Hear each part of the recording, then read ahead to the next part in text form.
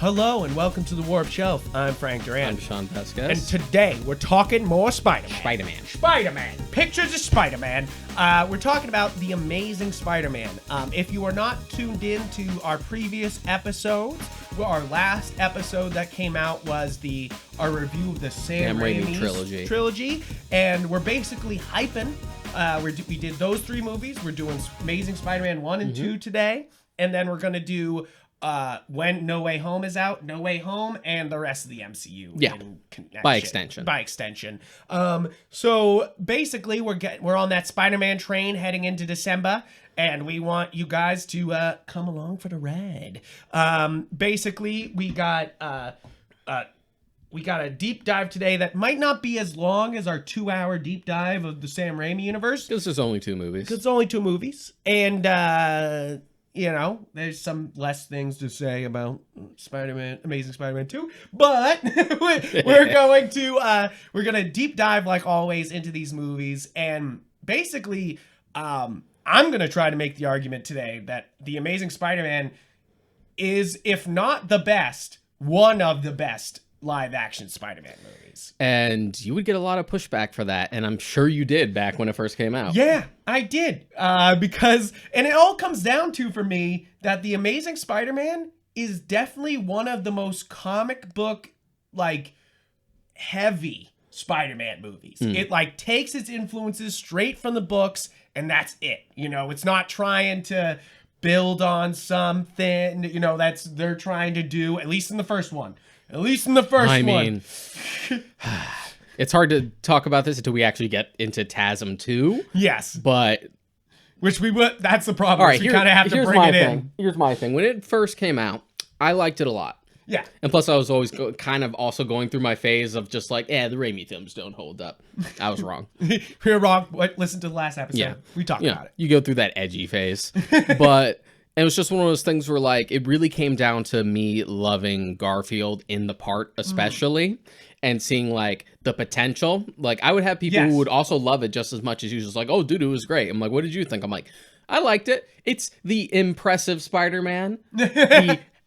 It has potential, but we'll see where it goes, because there was a lot of, plot threads left empty for the sequel to pick up on, and then we got that. Yes, I definitely feel like this is one of those movies that it really rode on if the sequels were going to be good, and now that we know the sequels aren't good, you kind of have to be don't look at the fucking sequels, just look at this one movie. You're just hey, don't fucking look anywhere else. But I think you're right. I think that Garfield is the real strength here. Yeah. He's the absolute...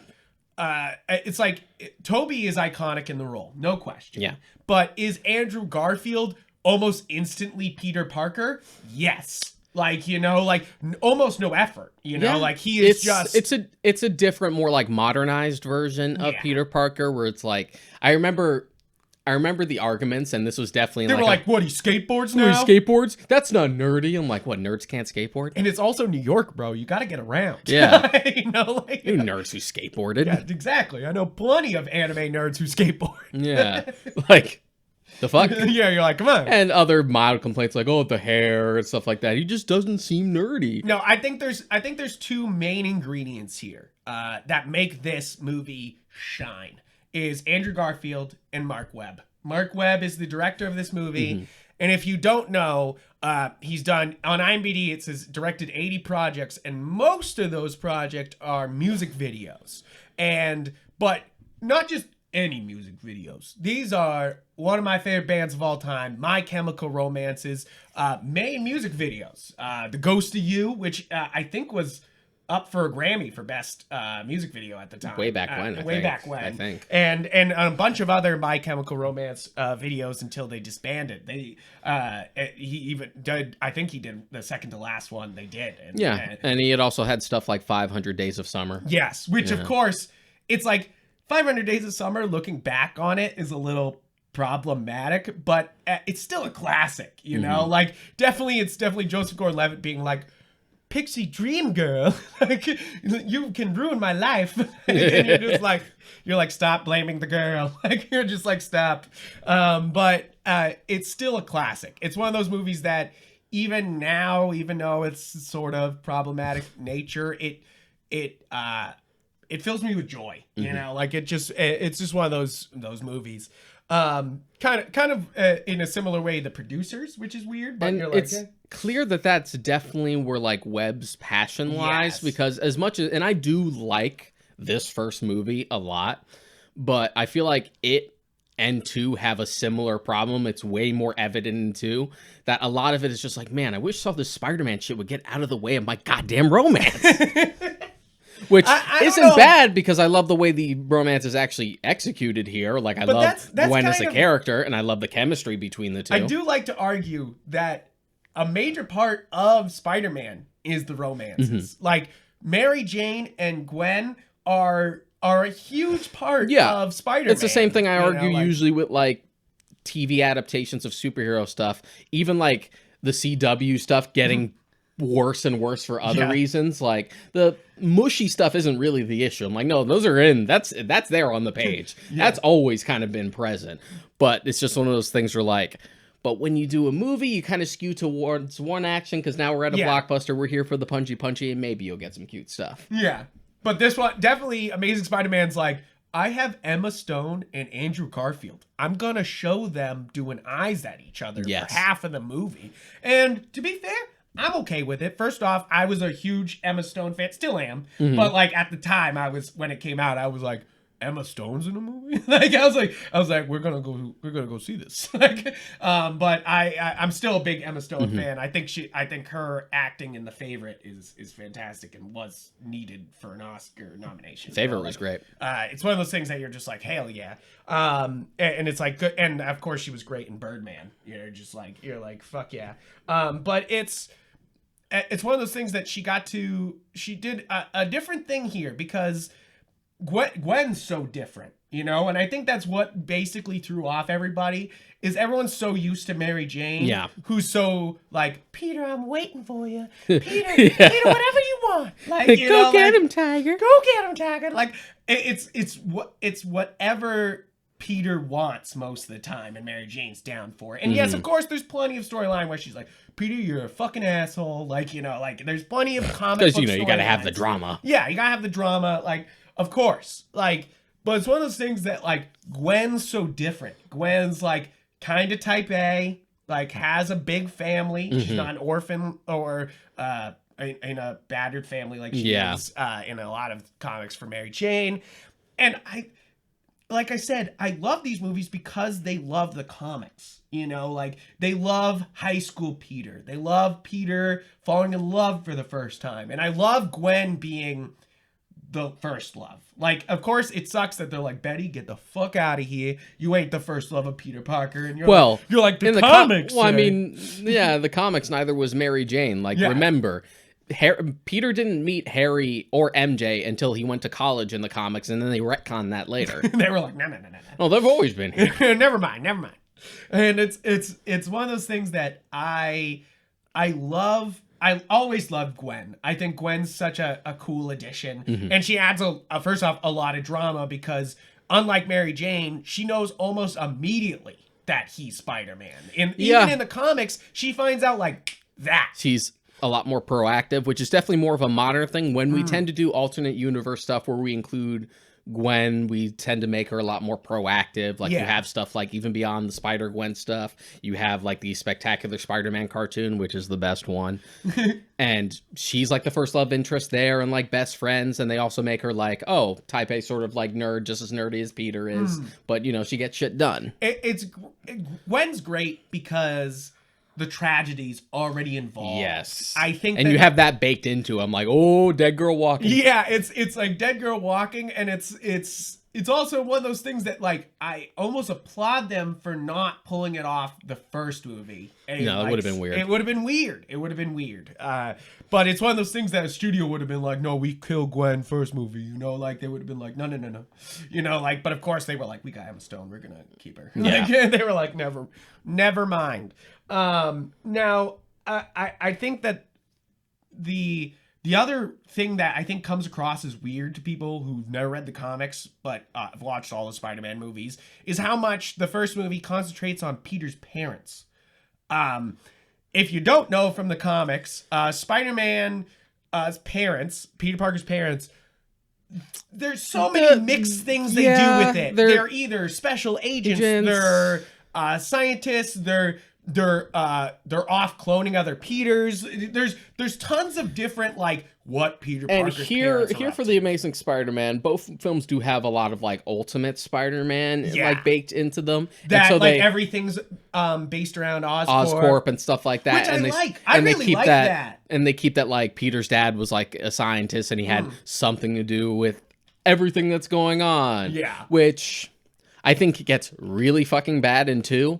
But here, I think it works. I think if you're going to do anything with the Parkers, with his 2 parents, I feel like as far as you should go is what the Ultimate Comics did. It was just like, oh, my father also worked at Oscorp, and oh shit, he and Eddie Brock's dad made the symbiote. Because the symbiotes aren't aliens in the Ultimate Universe. I think that's as far as you should go. I do like that they made it that Curtis Connor and Ben Parker were like friends, you know, like, and working together. All scientists know each other. It's like, of course. But it's just like with Spider-Man too. It's just like, of course, Dr. Kirk Connors and Dr. Otto Octavius know each other. Right, all the scientists know each other. Okay, all the mad scientists. But I do kind of, like you said, the Ultimate comic version of like everything wrong with Spider-Man's life comes from the Oscorp like connection. I do like that. I like that like it adds something that Batman could never have that they tried to put in Batman 89 where they're like, Joker killed Batman's parents, and you're like, we didn't need that. You know, like, you're like, we didn't need that. I don't mind that as a reveal. That's a case of like a movie made in a different period where you're like, I'm not shitting on that. We might not get sequels. We have to make this a complete story. This one movie. Let's worry about other stuff if we get there. Definitely. It's just one of those things that like, Batman can't have that in normal continuity, you know, like, so it's like, I do like that, like, the villain is so intergrained with Peter's life here, you know, like in the Amazing Spider-Man verse, I guess.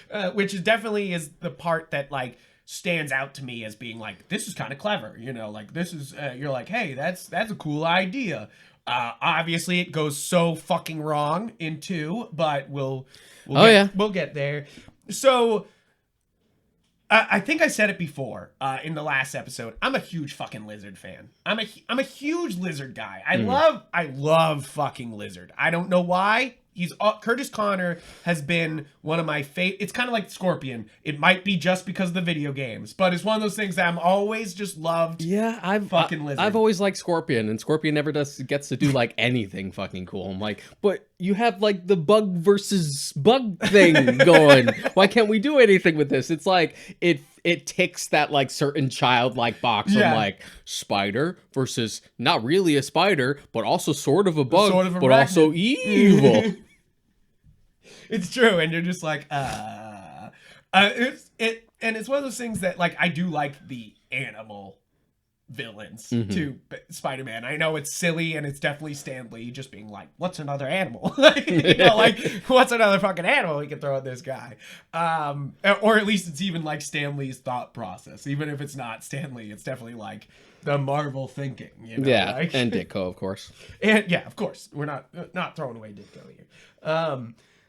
Now, the thing about Amazing Spider-Man that I think works so well is that it's an origin story that moves at such a brisk pace, you know? Like, it's like, he's bit, okay, he's figured it out, you know? Like, and he's out kicking some butt, and you're just like, okay. Like, it almost gets my only thing is, it's definitely weird that, like, you establish that Peter's really smart, and you establish he's very scientific thinking, but then for him to just be like, and I sewed this dope ass suit together, you're like, that was a little jump. It's a little, but to be fair, it's a lot more like low tech than like his suit, and it's not as detailed as like the one he gets in the second movie. Yeah, but it's still just like, Okay. Yeah, you're like, okay, All you right. just made that iconic suit in your He fucking is still basement. he's established to be pretty smart, and you at least get the steps of like, Yeah. oh, here's me and with just like a rag on my face and some sunglasses. That's what I'm saying, it Here's me moves. literally making the web shooters, and you get stuff like that. And I feel like we keep so much of that element, which even the Raimi films don't really delve into. Like, yeah, Peter's smart, but it's not really essential to the plot. Yeah. Yeah. And I also think that that this is the Amazing Spider-Man, at least for this first one, is a very, even though it's a guy in a spider suit swinging around, is trying to be very down to earth and street like, you know, like even though we have a giant lizard, it's like this is, if all three Spider-Man fought each other, Garfield would be the first one to lose, is basically all I'm saying. It's just like Toby would punch him, MCU, the Iron Spider would fucking get him, you know, like Garfield would lose. But is that a bad thing? No, I kind of like this. The only thing I don't like about it is him getting shot in the leg. Like, Spider-Man would never get shot in the fucking leg. You know, like, especially a stray shot, the spider sense would go off, he would dodge the shot. I mean, would it? The spider sense, even in the comics, always works when it needs to work. Yeah. It's always It's a like plot when it's thing. convenient for the plot, the spider sense will go off. It's true. It's like that's every. They're like, hey, plot's happening. Spider sense goes off. Do they even demonstrate the spider sense in that first movie? No, That's not the thing. really. Yeah. Is that they just kind of assume he's got fast reflexes. Yeah. You know, like especially with the scene with Captain Stacy and him getting unmasked. It's like it's not showing off spider sense, but he's moving fast enough to like almost anticipate their moves, you know, like, but it's not like it's the same Raimi films where they're like and even the MCU where he's like, I feel a tingly feeling, you know, like, and you're like They were pretty subtle about it in Civil War, though. I'll give them that. Yeah. Because you have that, like, something's flying at him from behind and his eyes just widen. He's like, oh, God. Oh, like, God. he knows something's coming at him. So Yeah. you're like, okay, he did the spider sense just there, but they're, like, coy about it.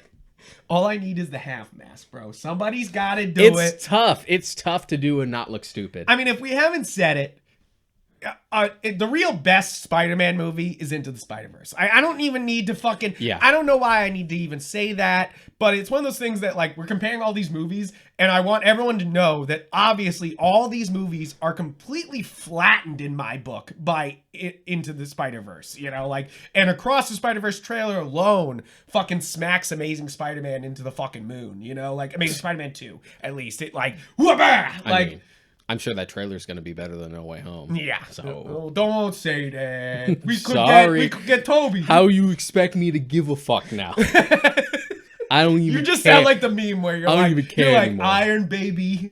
Like, I don't care about Iron Spider. Like, I don't care about Robert Downey. I mean, we'll fucking get to it when we start talking about MCU, Peter. Yes. I got shit to say. He's got shit to say. But going back to like Garfield's performance, what I love about his Peter Parker, and this isn't, it's kind of absent in the second one, but I forgive it because, you know, he's been Spider-Man for a while. Yeah. He's a little more comfortable with himself. I love that he seems like he's not comfortable in his own skin in that first movie. Where like the way he's a nerd, it's subtle. Like he's clearly socially awkward. Like he never makes eye contact. Yeah. He kind of like talks out of the side of his mouth. He like gets really like focused on like certain things. Just like, okay, I know people like this. Yeah, you're like, I've seen this. Who like talk like this and act like this and have that sort of like barrier. Yeah, and I especially like is the really cute moments between him and Gwen. They don't even like complete sentences most of the time. It's like feeling each other, you know, like, and to be fair, that's really fucking hard to capture on screen. It can come across as cheese, you know, like it comes across as like, haha, we're just laughing at each other, you know, like, and instead it comes across as genuine, like they're actually like feeling each other, like, you know, like the vibe, like, or whatever, like, you know, like it's just like that's what's going on. And I gotta give all the credit to Andrew Garfield, though. I think he might win it this year for Tick Tick Boom. I haven't watched it yet, but I've heard so many good things. I'm sure he's good. And I'm sure he's great in it. I'm excited to watch. It's on Netflix. I've yet to see like a bad Andrew performance Garfield. from him. Yeah, exactly. Yeah. It's why I'm sad we never get Amazing Spider-Man 3. As bad as 2 is, it almost feels cheap that we only get 2 movies here. You know? Yeah. Like, it's like, it sucks because 2 does suck that immensely. And given bad. like that Sony leak with like the emails of like them trying to negotiate what they wanted to do to bring Spidey to the MCU, there could have been a possibility that Garfield would just be the MCU Spider-Man retroactively. Yeah. So it's just one of those things where like you just feel bad. Yeah, you feel bad. That's why I hope the rumors are true that he's in the next one, because it's one of these things where it's like he is iconic in the role, you know? Like, and if Toby's just there, you're like, that feels biased. Like, you're like, bring Garfield back. Come on. Yeah, it'd be weird. Like, I'm going to assume, like, I know not everyone like pays attention to leaks, and most of the time I don't. But come on, they're there. They're there. They're there. They're there. They're fucking there. And plus, because if they weren't, it would feel really weird to bring in Andrew's villains and Toby's villains as well, and then not have them show up. Yeah. So, beside the point. Beside the point. I do think that. So we gotta talk about the Lizard, because I think he's the one of the bigger strengths of this movie, but he's also kind of the weakness here. Is that I love Amazing Spider-Man. I think that Garfield's great in the role. I think he's not only great as Peter, because we were saying that he's great as Spider-Man. Because first off, the scene in the car with the little boy and him helping him through the burning car is like Toby level, like emotional. Oh, you know, you mean like that scene that they ripped off from Batman Beyond? I mean, yes, but I also would have at this age I would have had him play Terry McGinnis, though. Andrew Garfield would have been a fantastic Terry and McGinnis. Plus, I think what helps take that scene like that step further and actually make it better than the Beyond scene is the fact that he has the kid wear his mask. Yes, that's the part that makes me be like, that's great. That's what Spider-Man's about, you know, like inspiring people to do better and help each other, you know, like that's what it's all about. And I love that, like, we don't use the great power comes with great responsibility, but there in this movie. But it's also weird like, how they try to sidestep it too, and it's kind of awkward. Yeah, it's definitely like you're like, just say the line. Just like it doesn't matter, you know, like just say it. I know you're scared to, but just say it.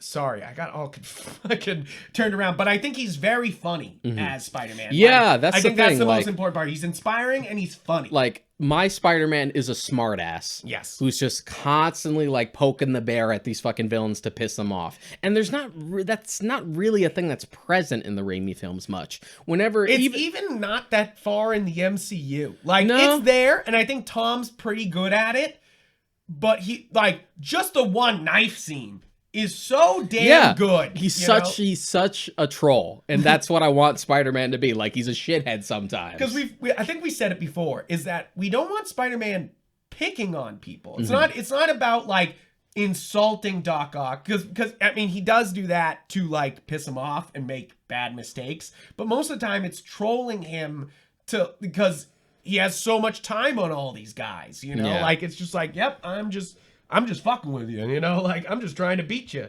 And I think he's insanely good at both Peter Parker and Spider-Man here. And I think that's what I think he beats out Tom and Toby in that aspect where it's like he's good at both. There are aspects of like each of the iterations that I prefer, but I've pretty much since the first movie came out, like I've always loved Garfield the most. Yeah. In the part. I think so. And I think that's what's really strong about this movie is that he's so good. Now, I think everyone else in the cast is quite good. I think we talked about it before. Martin Sheen is your favorite Uncle Ben. Yeah, because he feels like an actual parent. Like he reminds me of my dad. Just like firm but fair. When you make a mistake, you should own up to it. And as much as I love that, like, the Raimi films go for, like, early Stanley, Steve Ditko, like, reverence. And it's, like, reverence. And, like, this Uncle Ben is, like, he's less of a character and more just, like, an angelic figure. Yeah, right. But I like that Martin Sheen's Uncle Ben feels like an actual person. Yeah. I do like him in the role. Of course, I think Martin Sheen's good in everything. I don't, you know, like... can't go wrong. He's even great in shit like Spawn. Right. Like, he's just chewing it up and I'm loving it.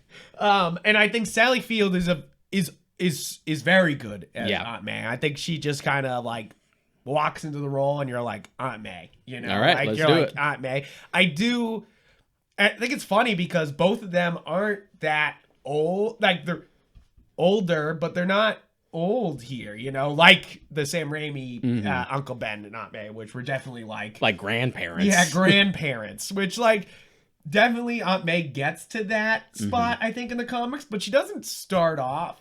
Yeah, and that's way. also an element of like the Ultimate Universe, because even Ultimate Aunt May back in those days when that first came out was also like a little younger. Yeah. Like she was definitely an older woman, but she was still like spry. And now we just have two hot Aunt May and Marissa Tomei. I'm sorry. I'm sorry. We don't often say that on this podcast. We don't just call somebody straight up hot, but Marissa Tomei is so fucking hot. And I just don't believe her as Aunt May. I'm like, no. If I was Toby, I'd be crossing over and meeting up with that Aunt May. You know, like you're just like, he's like, I'll be your Uncle Ben. He's like, wait, no, hold on. But I think another person who's actually really good in this, and then they completely ruin him in the second movie, is Captain Stacy. I think Dennis Leary is actually, this might be one of Dennis Leary's best roles. He's just Captain Stacy in my mind, you know, like he's in the comics, he's very stern, very the Digimon watch, he did a mission. Good job. Good job, Greymon. Sorry guys, I got the Digimon watch. But I'm a nerd, if you didn't know from this podcast. But I think that Dennis Leary is so good in the role, and of course he has a ton of iconic roles. I think Dennis Leary's got quite the acting resume. Yeah. But this one, I think he blends right in and just is. Yeah, he's just that right amount of just like that just fucking New York attitude where like he's doing the right thing, but you know he's been through the ringer, so he's like such a smart ass. Yeah. And you want a smart ass, you get Dennis Leary to play a smart ass. I have one Dennis Leary story. I did a Comics Come Home, which was a concert at the TD Garden where Dennis Leary hosts it for a bunch of comedians, and he does his bits in between. And I was the guy who was supposed to just put the mic in front of him, and I missed my spot, and he just roasted me as I was escaping off the stage. I was like, please, no. I was like, no, Dennis Leary's about to roast me, and he did. And I was like, no. I was like, I'm glad it's Dennis Leary roasting me, but you're like, oh, of course I did. Of course I fucking put in the wrong spot for Dennis Leary, who was like, aha, comedy. and I was like, fuck. But he was actually really great in person. I met him, and he like tapped me on the shoulder afterward and said like, good job, you know, like, and said that was really funny, and like, you know, like he was a nice guy. Of course, he is very much a New Yorker, you know, like no fucking question. It's just one of those things that you're just like, and he's from Worcester, Mass, so it's like one of those things that like it must have just grown in him, you know, like you're just like, okay, he's fucking. I mean, there are more parallels to like Worcester and New York. Well, just like near Boston or like near NYC, like they're pretty similar attitudes. It's like different flavors. Yeah, it's true. Now I was trying to bring up the lizard, Ralph Reese Ifans. I think he's very good as Kurt Connors. Yeah, Reese Ifans has always been one of those like actors who I feel like doesn't get enough. Every time he's in something, even when it's dumb, like I even like him in shit like Little Nicky. It's just like, this guy's great. I wish I would see him in better stuff. Now, the problem I probably have with the whole, my only like major problem with the movie is how the lizard looks in this. Yeah. And it's literally, he looks great this down. From the neck down. It's his head. What the fuck is wrong with his head? I was watching it this morning going, what's wrong with his head? Like, stop. Why is it so round, bro? Like, please fix it for No Way Home, please. I mean, we've already seen what he looks like in No Way Home. Still it's the same thing. Head. It's still the same design. And you're just, which is funny because I feel like everyone said because Electro's not going to be blue in this, but I feel like they're going to make that a plot point as to why he's not blue. My theory is because they show... well, they've already said that Green Goblin's the main villain, and I think he comes back, and Doc Ock comes back, and then Green Goblin's out there arming everybody. You know, Yeah. like he's like, hey, you get this. There's also a bit in the trailer where it looks like a silhouette of Electro is just pure lightning, and it still looks like whitish blue. Yeah. So what I'm assuming is that they're like pulling him out from the moment where he like quote unquote dies and Taz him too, and he's able to like reconstitute his body that way. Because I noticed in the character poster he has an arc reactor now. Yeah. Like a straight up Tony Stark arc reactor, which I imagine is the thing that like, oh, this is why I can stabilize now and not have to be blue and just look like a normal guy. Because it's like, well, they changed that. It's just like, yeah, but people had just as much problems with the lizard look too, and they didn't change that apparently. So it really, it's about the head, dude. It just looks bad. Yeah. It's such a big forehead. And to be fair, like It's Lizard's huge. earliest appearances like didn't have like the snout. Yeah. Like early Stanley Steve Ditko stuff, like he did sort of have like a rounder head before they went to like, oh, let's give him more of like a crocodile sort of mouth, that kind of thing. That was something they added later, but still here it just looks weird. It just looks weird. I'm trying to break out. I don't have it. I had this. It's like one of those things that like Lizard can go a lot of ways, a lot of different ways, but like here he's big and hulking, and then to have this silly head is so ridiculous because he's big and hulking and fast, but then the head doesn't look like a predator's head, you know, like, and maybe that's my problem is that like you're doing the rest of the animal right, but what the fuck is that, you know, like it ruins a otherwise really good villain. Yeah, for it me, looks like, you know, like. And plus, like, he's, like, completely naked the entire time, and they only do, like, the one little nod to the lab coat, and then they tear it up. I'm like, no, keep the fucking lab coat on. Yes. And I'm not saying it has to look like fucking Insomniac. Is it Insomniac? No, Insomniac didn't do the lizard. No, it's, no, what's the Neversoft? Sorry, Neversoft. Lizard, I'm thinking of an eyeball. Like, I'm just like, but Neversoft Spider-Man... and Lizard is one of my first introductions to it, but I also had a comic that was back when they were like, let's do 3D digital comics. 3D comics, and they tried to do like 3D animation in the comics.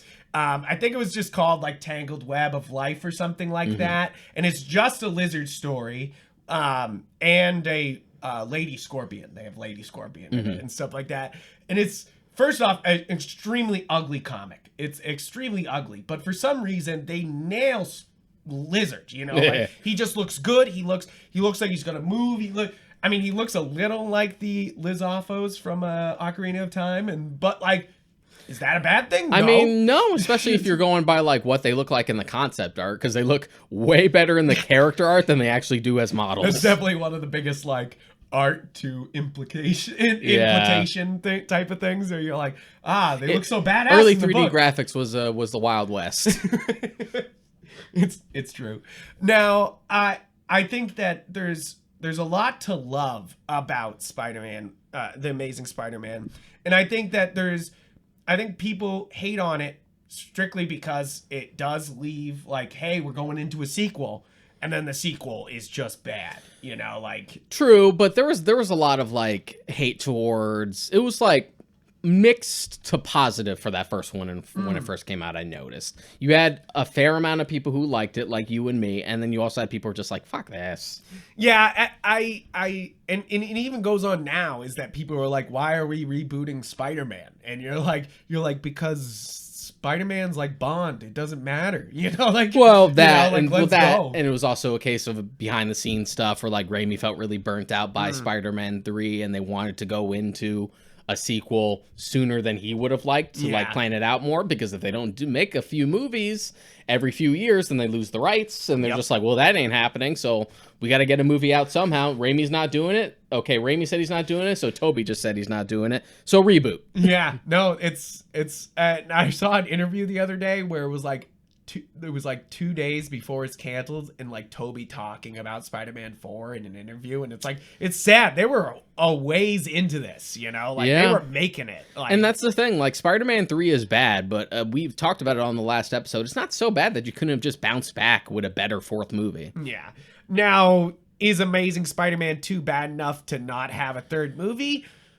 Yes. There, Yeah. it's more complicated with 2 because 2 has so much stupid shit set up and baked into its core to go straight into a third one. Now, I'll say it right here. And I said it on the last one. I think Garfield and Mark Webb are the real, of course, the special sauce that's making the Amazing exactly. Spider-Man Everything bad about these 2 movies is Sony. Yeah, and that's it. That Amazing Spider-Man 2 is one of the greatest examples of studio interference you can watch on screen. You can, it almost feels like you can see the moments that Mark Webb wrote and that Amy Pascal came in and was like, no, and tried to fit other shit. And I don't know if it's Amy Pascal, it's Sony in general. But I would say Sony. I would say Sony in general, because it sounds like Amy is a very staunch defender of the Spider-Man movies in general. So she holds them to a reverence, you know? Yeah, and I feel like people blaming Pascal ends up being kind of like the thing with Kathleen Kennedy. Yeah, where they're just I'm not for that. Where they just try to like vilify, they try to find the one person to vilify. I'm like, no, it's kind of more complicated as to like what the issues with these movies are. And it's definitely not Kathleen Kennedy's fault. And plus it's always coming from people who don't actually know what a producer does. Yes. Guys, here, hey, for you non-movie making people, producers, just make sure that the project gets done. They put the money forward. So the executive producers usually put the money forward, but the producers are just making sure that, for the executive producer, that the job gets done and done right.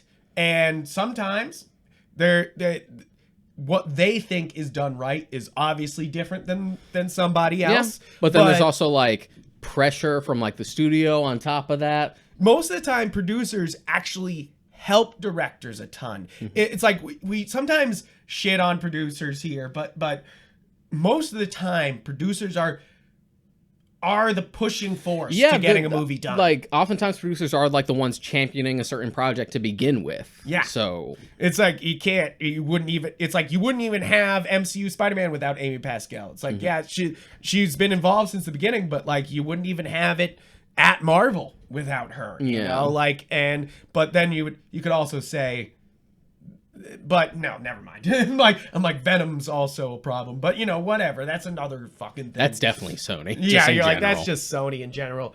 That's just Sony trying to hold on to rights is basically it. Which okay. So you can literally see it in Amazing Spider-Man 2 because you have moments that are genuine. You have moments that feel like Spider-Man. And then you just have random shit that comes out of literally nowhere and happens. First off, all of Electro's plot, it just comes out of fucking nowhere.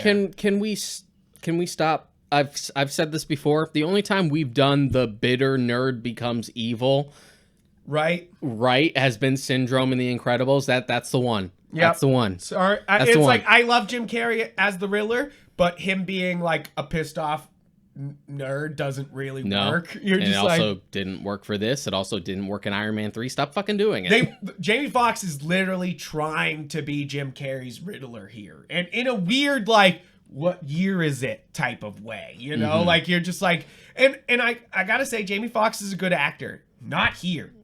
No, like, not really. This is laughably bad. Like I remember laughing at Electro, which, guys, Electro's scary. He fucking can fry you in a touch. Why is he just this? What is this? And I know a lot of people hated the blue makeup. I wasn't too down on it because I get that they were going for like, we're going to go Ultimate Electro because let's face it, 616 Electro looks fucking dumb. That's why... In a fun way, but he's dumb. But that's pretty much why they like found a clever way to sidestep it in No Way Home where it's just like, oh, he's only got this stupid star lightning thing when he's using these powers. I'm like, okay, that's a way to get around it because it's kind of a tough nut to crack. And to be fair, it's iconic. That's the reason why you kind of have to use it. But Ultimate Electro is just like a bald dude with yellow skin, occasionally blue when he's like fully powered. Yeah. And first off, it also feels like, so they're trying to fit in those things. They're trying to fit in Electro. The Rhino bit's the only part that I don't feel is thrown in, even though it's just the end and start of the movie. That's the part that I felt like was a lot of fun. It's like, that's a nice ad. And it doesn't feel cheap. It doesn't. It just feels like another day in the life of Spider-Man where he just deals with these ridiculous people. Like, you could have easily have like replaced Rhino with like Shocker in those scenes. Exactly. Like one of those villains. Or even if you wanted to shit on Scorpion a little, you could have done Scorpion. You know, like but it's almost a. Like, my only problem is it's a waste to use Paul Giamatti. But it is also kind of funny that, like, this no-name crook that he stops in the beginning ends up coming back with, like, okay, I'm back and I'm bigger and better. Look what I found. And there's just something funny and just comic booky about that. Yeah. Definitely. Again, I think that Amazing Spider-Man is very comic book. Amazing Spider-Man 2 tries to be comic book. And that's the issue. Also, yet another Ultimate thing where, like, Ultimate Rhino is literally like a dude in a mech suit. Yes. Yeah. Which, cool. Sure. It doesn't, it's like trying to put, what's his name? Tombstone? The guy with the flat head that's a Spider-Man villain. You're just like... Is it Tombstone? Is it Tombstone? Guys, comment down below, please. I know who you're thinking about. Yeah, you know what I'm saying. I mixed those two up too. I forget what the fuck his name is. I forget his name. Because I think Tombstone is something different. Yeah, I think you're right. I think that's a Batman guy. Yeah. But beside the point, you could have put any small villain in here, and I do like Rhino being here because you could have done it. Would have looked weird, a dude in a Rhino suit. Like, that's it's like guys, it would look weird. Do I think he's gonna be in Paul Giamatti gonna be in No Way Home? Absolutely not. I mean, I don't even think Risa Fons or Thomas Hayden Church is in No Way Home. Yeah, you think they're just using the models? I just think they're using the models. Maybe. Which is kind of sad. Kind of sad. And they're just like, we own your likeness, motherfucker. Yeah. And you're just like, Jesus. I mean, to be fair, it is just a big fucking sand cloud face, like a la the Mummy, and a CGI lizard, so it's not like they're really pulling the likeness that hard. Right? You're just like, wait a minute. Now, it's just so rough. This whole movie. Okay, here's the thing. Rough. I've always said that like the best Spider-Man movie is somewhere buried deep in the Amazing Spider-Man 2 under a layer of bullshit. Because there are elements of here that could make it the best one, like. The characterization from Andrew is still on point. It's my favorite of the live-action suits. I think it has the best fucking web-swinging action in the entire live-action movies. I sometimes just go back just to watch the opening scene of him stopping Rhino before he becomes Rhino and swinging through the city, looking at the choreography and stuff. I'm like, this is perfect. This is nice. And then they scare you with the Dennis Leary reveal. Because...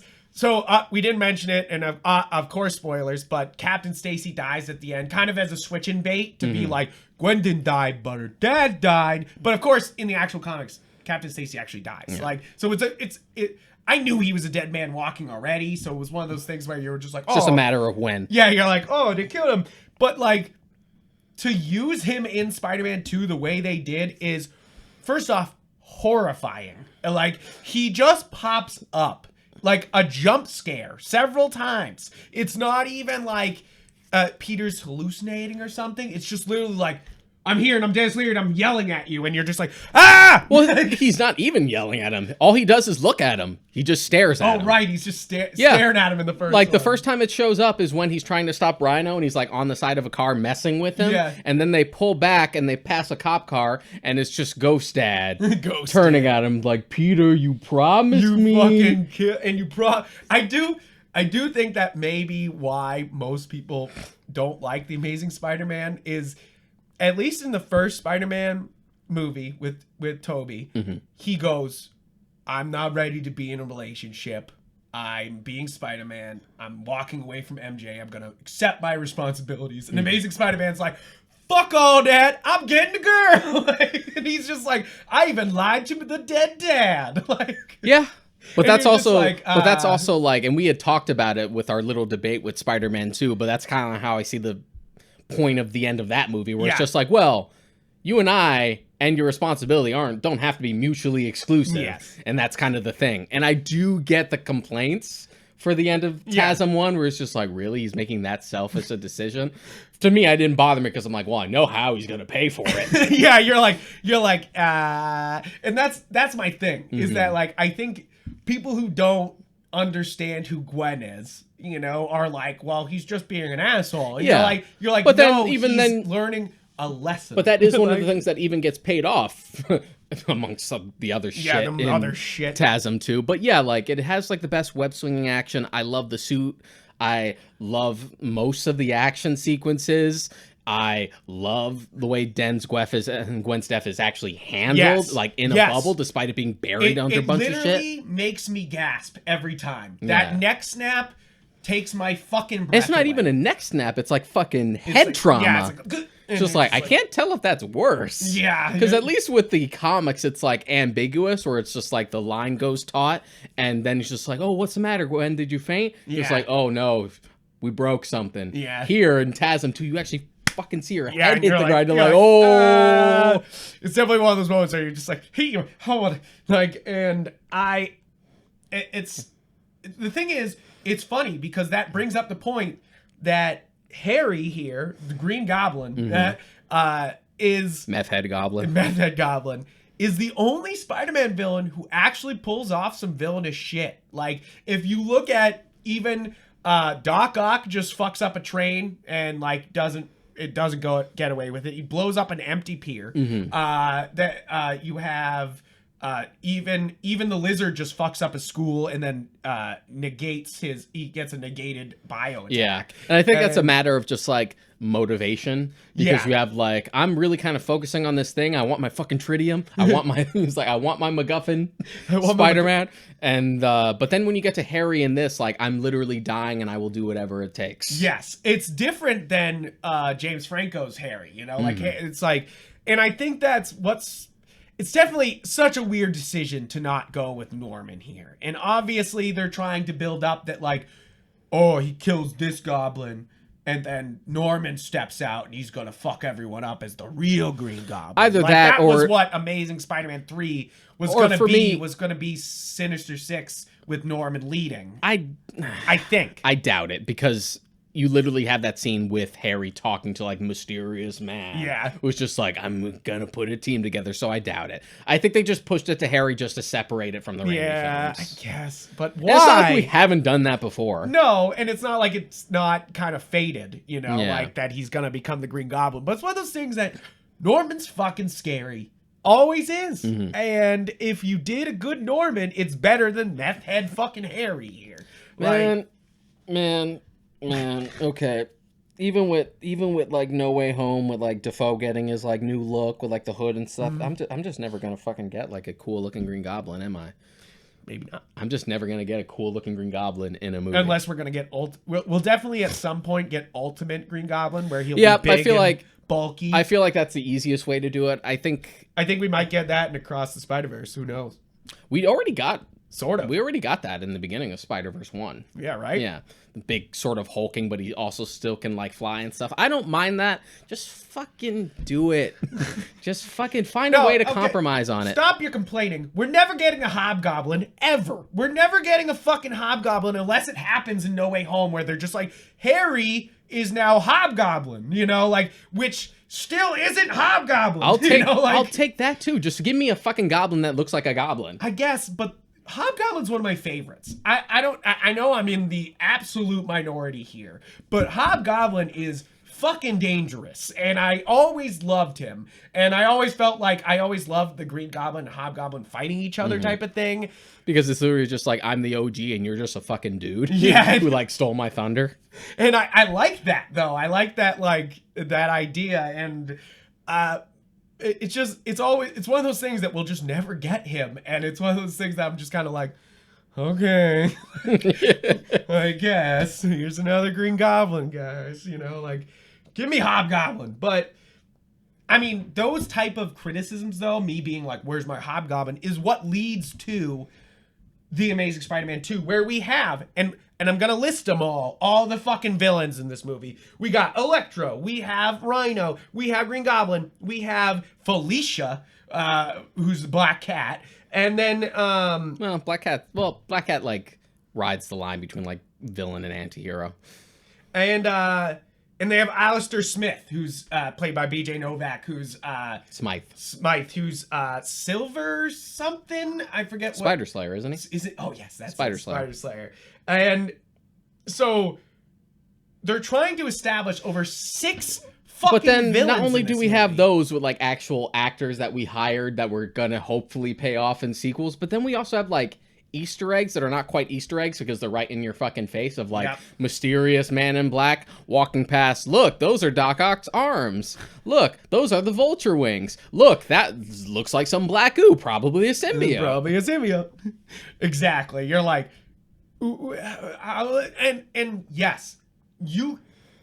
I think there's just very easy ways to introduce villains really quick.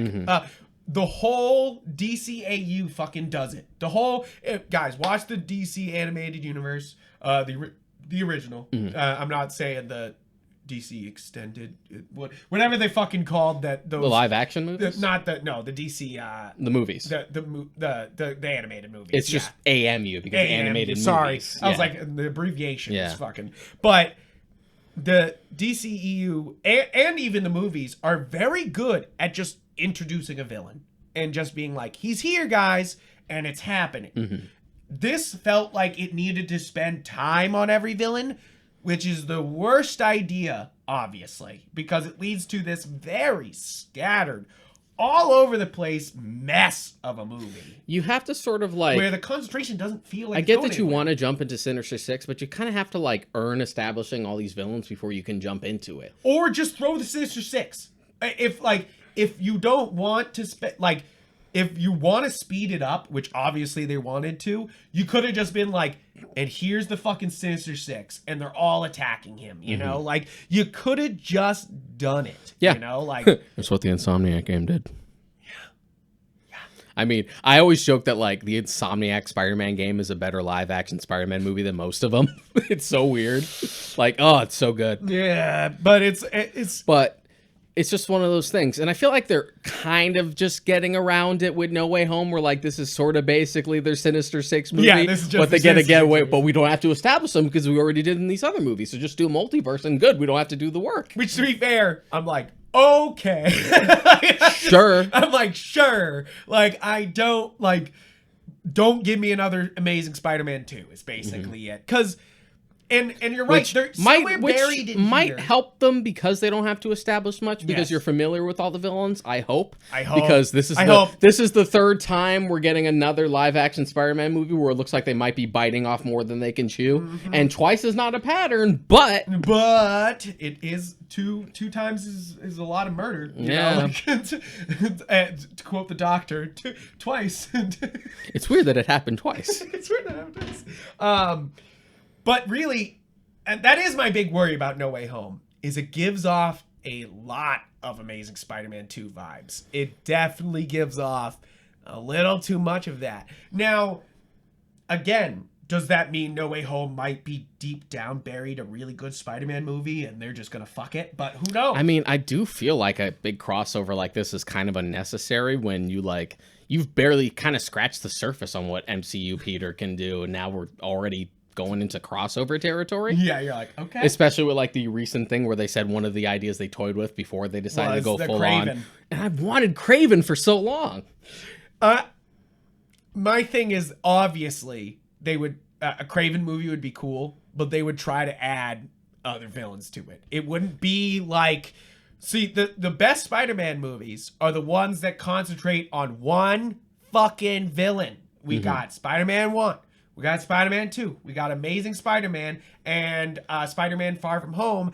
At least just concentrates on him. Yeah. You know, like, and just at like the most, Mysterio. we're at least subtle. We're just like, Dr. Kirk Connors is established. Maybe we'll be able to go that route. Maybe we won't, but he's there. But it makes organic sense as to why he's there. Yes, it's not just like... I'm Felicia Hardy. Yeah, seriously. That's what it feels like. It just feels like the characters are yelling their name out, and you're just like... Yeah, I'm Smythe. Yeah, you're like, okay. Just like, oh, BJ, no, back, Felicity Jones, I'm so sorry. Yeah, no, Man, Felicity, two really good actors that damn got it, shafted. Felicity there. Jones would have been a great Black Cat. Yeah, she would have been. She would have been. That's really almost why I have more And anger the at thing Amazing is, Spider-Man 2 is there's so many good ideas. And there here. was even more bullshit that they cut out. You have that like deleted scene where it turns out Peter's dad is alive. Yeah, you're like, wait, don't. It's basically it. It's that meme. They were also going to like have Mary Jane in it, like Shailene Woodley was supposed to play her and everything. They shot it. Yes, yes. Because they were going to be like, well, here's Peter meeting Mary Jane, so there's at least some light at the end of the tunnel after we fucking kill off Gwen. But let's establish that he's here, and they even cut that out. Yeah, it's one of those things that even like a long director's ultimate cut of Amazing Spider-Man 2 does not save it. You know, No. like this is. Because director's cuts tend to be longer. What would help TASM 2 is actually trimming it down. Yes, trimming it. Because, and that's what I'll make the argument here is that you, like, first off, okay, as we were saying, Amazing Spider-Man 2 has good bones, I would say, but you just need to cut off a few limbs. Yeah. to make it good. Because Rhino, solid. Electro, please God, no. Just cut that out completely. Just cut that whole plot. So would you out of the movie. so you'd keep the entire plot just focused on like the Peter and Harry stuff? Yes. Okay. Because then you can at least establish Harry as what he is instead of just like, I'm pissed off. Like, you know, like, and you're just like, and then just trying to throw in Felicia and everyone else is just like, No. Stop it. Stop. And because I'm saying to keep the Green Goblin, because if you tried to carry the plot with that fucking Electro, it wouldn't fucking happen. Because it doesn't happen here. You know, like, at least the parts with Green Goblin, they're not good, but you're like, Bones good. Like, you're like, the idea. But you also have like more creative set pieces with Electro too. Yes. That's the thing. The New York Times. The Times Square scene is like the best scene in the movie. I say other than Gwen's death. Yeah, but it feels like a storm. Like, you know, where I'm like, you're just, all this is fucking happening, and then you're just like, and now we're fighting in Times Square. You know, like, and you're just like, gee, what? I really love the set pieces in TASM too. It's really annoying. And it's one of those. It's just got too many cooks in the kitchen. Yeah. Obviously, is what it comes down to. As if they wouldn't have learned their lesson the first time. Yeah, is that? Yeah, exactly. The problem with Spider-Man 3 and TASM 2 is they feel so similar, and then you can smell that No Way Home smells the same. Yeah, and you can see like both Raimi and Webb just like trying to crawl out of there, just like trying to escape before they suffocate, and they occasionally are able to rise up to take a breath and surface, and you get moments like Gwen's death, which is really well done. And in Spider-Man 3, you get like that beautiful scene where Sandman's reconstituting his body. You could see them like trying to escape just to add a little bit before they get buried again. It's true. And funniest thing on IMDb when they're talking about the Mary Jane Watson cut things, they're like, but her role was cut from the film because the filmmakers felt there was too many characters and wanted to streamline the series. You're like, you should have gone further. Should have kept cutting, boys. Like, oh, the Mary Jane bit. That's the stuff that's going to make this messy. You're like, you're like, that's what makes this messy? That's the thing that's taken it too far? Come on. I remember being like excited while watching Amazing Spider-Man 2 the first time. I remember I watched it with you the first time. And we were like so excited by it going on. I had already seen it when I had watched it with you. And I remember you commenting just like, yeah, but look how cool this is. Yeah. But I'm like, but. And that's really the issue is that Amazing Spider-Man turns into The Force Awakens where you're like, and Last Jedi, where you're like, oh, these are good. What about the sequel? Don't look at the sequel. Don't worry about it. Don't worry about it. It's just like, oh, Jesus, I didn't see this fucking coming. You know, like, now, basically to sum it up, guys, Amazing Spider-Man, I think, is extremely strong because it's, unlike its second part, is streamlined. It moves fast. It kind of knows what it wants to do, and it's able to sum up the Spider-Man origin without me feeling like, oh my God, please stop doing an origin. You know? Like, it didn't really hit me too hard. I do know a lot of people were just like, just the basic conceit of even bothering doing the origin again, you're going to be like, nah. Yeah, I mean, I'll give all the credit to the current DC Batman. They are just like, we're covering in the credits, we're out. You know, like, and you're just like, okay, that's all I need to know. You know, like, you're just like, and they probably could have done that here, but at least they change Peter up enough so it doesn't feel like we're watching the same origin story again. You know, like, at least there's that going on. You know, like, it's, but I think that Amazing Spider-Man 1 is a very strong movie. It definitely has weak points. Also, to be honest, I like the crane scene. Yeah. A lot of people hate that crane scene, and I find it's just so fucking forced and cheesy. I'm like, I don't find it any less cheesy than like the New Yorkers on the bridge in the first movie. Yeah. Or pass him over, he's a hero. Like, come on, like, this is... like, it's no more corny than that. Yeah, it's definitely not. And plus, I think it's a cool moment because, like, oh, New Yorkers helping them out in a way that they can. And plus, it's also the first big payoff of, like, him doing, like, some serious web swinging. Yes. And I think that also the important part about Amazing Spider-Man is that, like, most, up until the Lizard Bridge scene, he's not saving people. He's not helping anybody. He's just going around trying to find Uncle Ben's killer. And they don't really resolve that. And I kind of like that. That, like, he goes around just, like, handing out ass for a while. Yeah, I mean, they do at least address it. And that's, like, Captain Stacy's argument. It's just like, this dude's just a vigilante targeting, like, these same people. Like, he's not really helping anyone. Yeah, and I like that. Because it kind of... it brings home that, like, great power, great responsibility thing without being like, great power, great responsibility. Like, and I know it's stepping around it, but at least it, like, drives the core message of that home. Because it's not until he's saving people on the bridge does he realize this is what he's meant to do. You know, like, this is what he's supposed to be doing with these powers. And I think that's one of the strongest bits about Amazing Spider-Man 1 is that a lot of what is happening doesn't have to be said. And I like that. It's a lot of visual storytelling, you know, like... Do you think they rushed through the high school stuff too soon when he got to the second one and he's, like, graduating? Yeah. Because we could have had more stuff to mine with the high school stuff. Yes. And then the ironic thing is that we actually do the high school stuff with the MCU, but we don't focus on it at all. That's because you get snapped out of it. So you're just like, wait, wait.